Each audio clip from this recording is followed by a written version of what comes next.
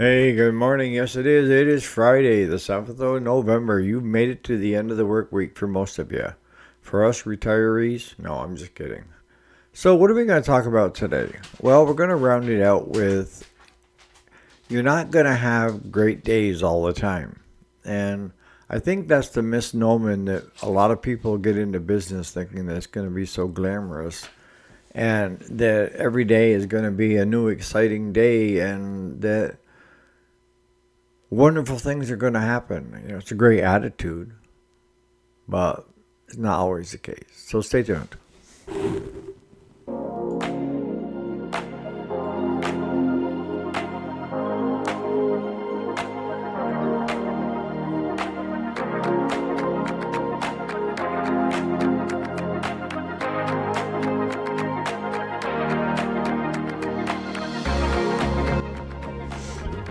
Alrighty, welcome back to the channel. My name is Eric. If you didn't already know it, yes, this is the weekday, Monday through Friday. Today is Friday, the 7th of November, 2025. So, I hate to rain on your parade, but if you really are interested in getting into business, I think the biggest thing that you need to approach it as is with just plain old common sense and knowing that it's not going to be glamorous all the time. Not even most of the time. I mean, it depends, I guess, on you and your business.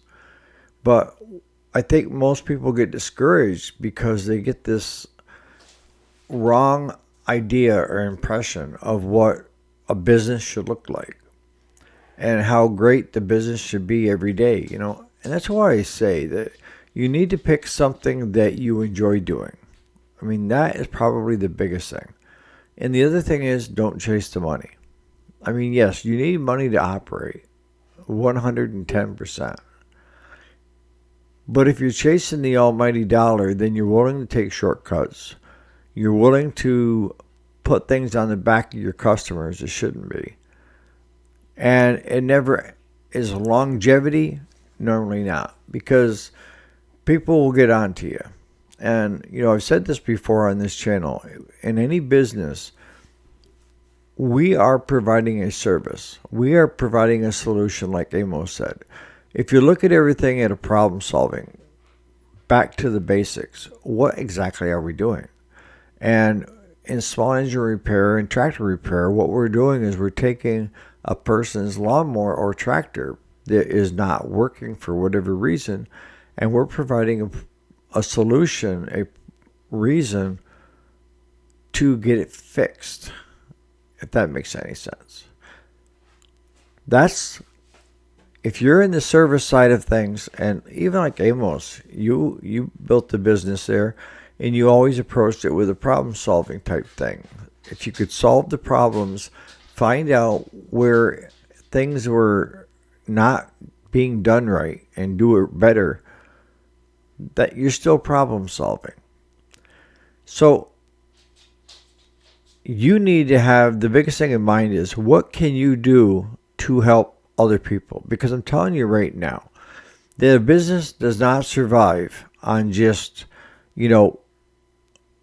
how well your mechanical skills are. It should be, right? But it's not. And that's why I say you need to have it kind of a mixed of a good, how do I put it? You can be the best mechanic out there, but be the least underserved because of how you deal with your customers. See, you're not only a problem solving thing for your customers and for your community, you're also have to be someone that they like. All right? You can't be Scrooge McDuck. I have seen back when I was a kid certain shops operate that way where the guy was always kind of gruffy and pissed and everything like that, but everybody loved him. That's a difference, okay? He still had everybody else's heart in mind when he was doing stuff. And I can remember when he'd take the inner tubes out of cars that were getting new tires and tubes, and he would keep the old ones. and he would patch them up, and he'd give them to us kids to be able to float down the river. Yes, back in my day, we left it on a weekend. We left at the crack of dawn, and we didn't show back up until 5 o'clock or after dark. I mean, we were wild. Nowadays, kids don't get outside the house. But yeah, he would take and he would patch those tubes and get them all blown up for us.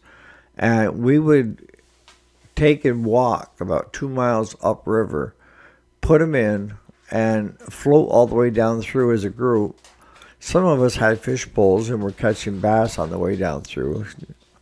But by the time you got down to what we called Birch Falls, where we got out and walked back to town, we were so sunburned.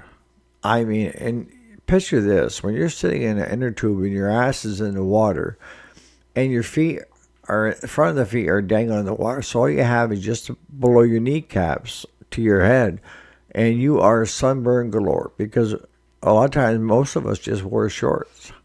And we paid for it, but it was a blast.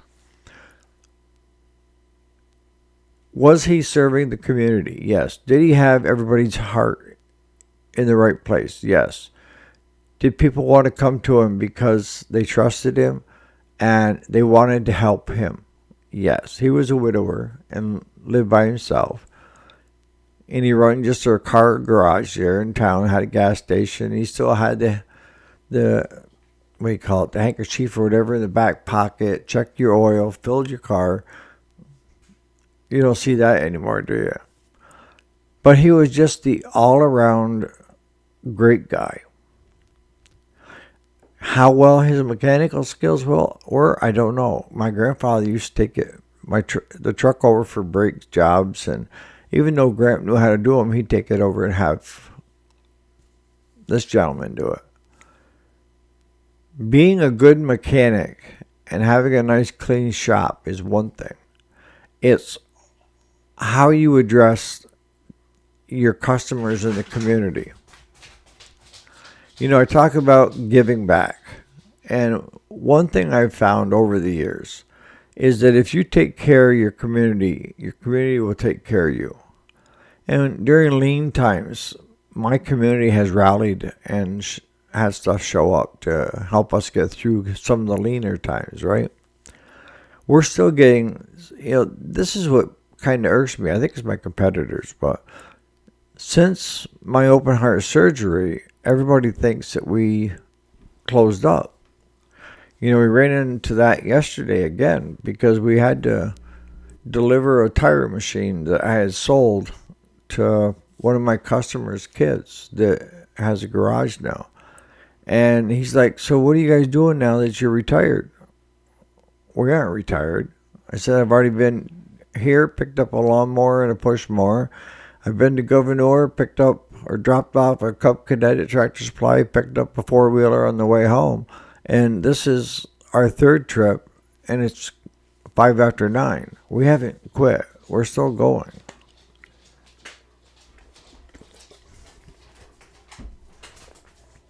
Even though I post on the community post that, we're still going and we'll take whatever work we can get, there's been like this thing going around that we've retired and sold out. And what do they say about the rumor mill, right? But even on the bad days, I still put my pants on, get dressed, and go. As long as you're going in a forward momentum, you're doing fine. If you look at mistakes that you've made and that were turned a good day into a bad day, but if you find out what took place, break it apart. Sometimes it's not what you're trying to accomplish, it's how you're trying to accomplish it. It is. There's more, my grandfather used to say this. I know that this isn't his saying, but there's more than one way to skin a cat. And that's so true. That you could take 10 mechanics, give them a job, and they may do it 10 different ways. But are any of them incorrect? No, because they still accomplished the job. Some did it quicker and easier, some did it harder. It's our job to look at what is not going right and try to put that into the win column of what is going right. See, in my lifetime, I have learned so much more from what went wrong than what went right, if that makes any sense. It means that when things are going good, you're not really tracking a lot of things, are you? You're just, yeah, keep going, keep going. But when things aren't going the right way and are going south, it kind of, for most of us, it'll put us into a standstill and trying to revigorate ourselves to try to figure out what in tarnation did I do wrong? Where did I go wrong? And it might be just changing up one part of the equation that you've been trying. The way to chalk it up into the win column is to look at what you were doing right now and say, this is not working, at least right now. So what can I change about it that will make it better, that might make it work? So you try that. Maybe it doesn't work, but that also in the column of don't try this. And sometimes you have to scrap the whole thing. You do. I mean, it's hard because most times when you're to that point, you've got so much time and energy invested in it. But a good business person knows when to call it and when to keep going. And maybe you're looking at adding a mobile service to your regular, shop and everything. You may try it, and for a couple months, you aren't even getting enough money to pay the guy's salary that you got out there, let alone the truck, the trailer, all the equipment and the oils and all that stuff. You're going backwards on it. You need to make a choice at that point. Do I continue doing this or do I go a different direction? And it might be something that you table it until next spring because it's not working out very well and you need to fine tune it somehow.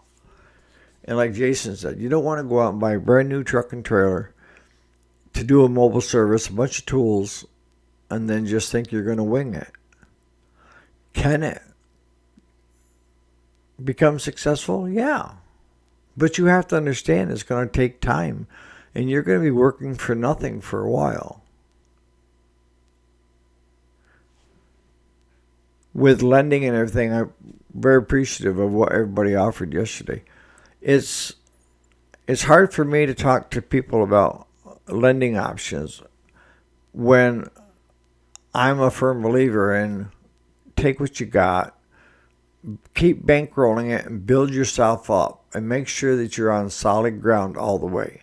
I think a lot of times if you get instant funding or family or what have you, even your own personal savings, that the tendency is to jump over the biggest step in the whole scheme of things. And I try to equate it to building a house, all right?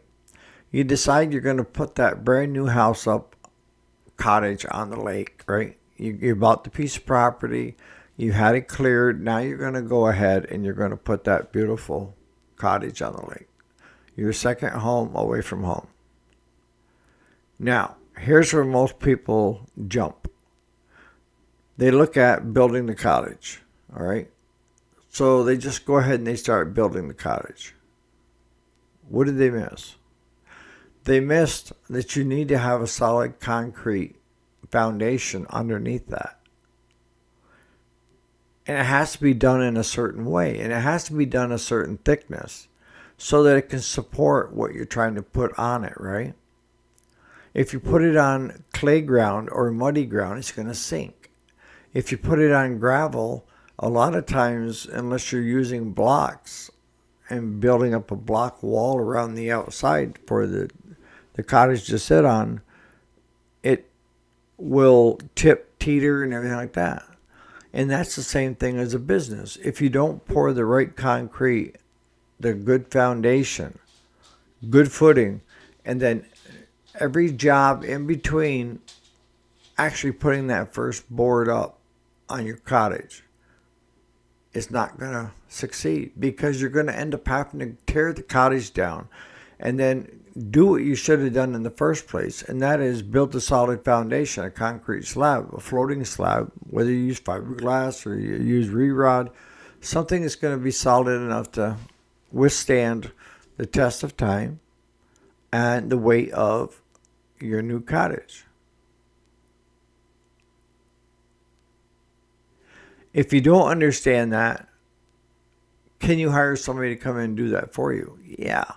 But when you're at that stage of your business, money is an object. You're trying to, so it goes back to either you're going to cost you or you're going to take time to learn it. One or the other. And there's certain things that you need to take time to learn, and there's other things that it's far easier to pay somebody else to do. If you have no understanding of concrete, it might be a good idea to hire somebody to come in and pour your slab for you before you start building. Or you may have somebody that pours the slab and builds at the same time. But if they're building your house, all you have in the end is your house. You don't have the foundation and the house and the know-how of how to do it.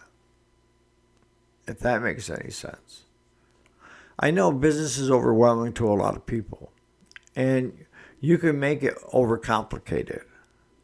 But if you come at it from a point of, let's make sure that my business has got the best solid foundation out there, and that I'm building gradually, instead of leaps and bounds, do it gradually.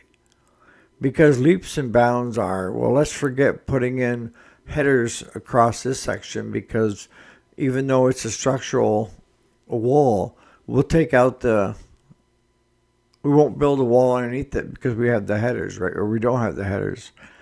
Those things are going to come back to haunt you, all right? You either got to have upright supports across that foundation inside your house, or you need to have solid headers, which are just 3 and 4, sometimes 5, 2x8s married together so that they're one solid piece, and they're going from one solid support over to the other. That way you can get the open concept. If you don't put that header up and you don't put in foundational wall to support that part of the house, it's going to start coming in. And then you're going to do it all over again. That's why I say gradually. When it comes to loans and all that stuff, I did it without it. I know a lot of businesses that do it with it. I know a lot of businesses that will never get out of debt. And they know it, and they don't care. I guess it's when you get to a certain point of how much you're in debt, it doesn't really matter, does it? And that would drive me nuts at night if I sat there and worried about debt all the time. I like it where if I decide I've had enough, I'll just lock the shop door, turn the lights off, and walk out. That's kind of how I've got it. If you're hooked to a bunch of loans, mortgages, and, forward planning and all that, you simply can't do that, can you? I guess you could, but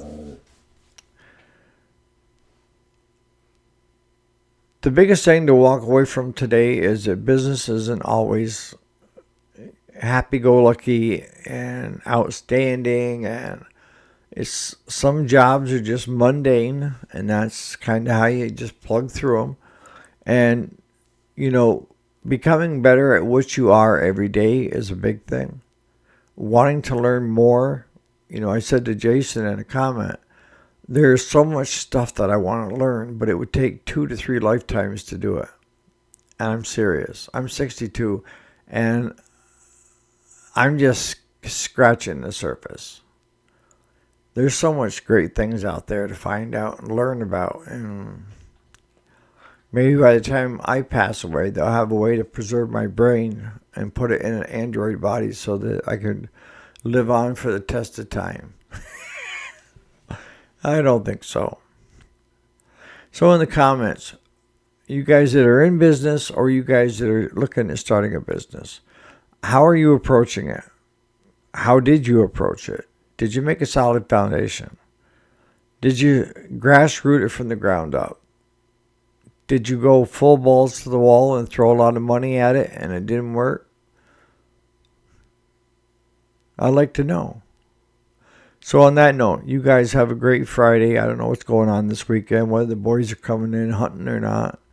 My cows, the fencer went bad. They got loose yesterday. The worst thing we could have ever done was try to push the young ones, because the old ones are in. But the young ones, they started taking off on us. And I got a call last night at 6 o'clock saying, Eric, your cows are in my yard. And I'm like, there's not much I can do about it tonight. It's after 6, it's dark, and I'll just try to get him in the morning. Not the right answer, because he wasn't happy. But it is what it is. Life goes on. So on that note, we'll see you bright and early Monday morning for another episode of The Weekday.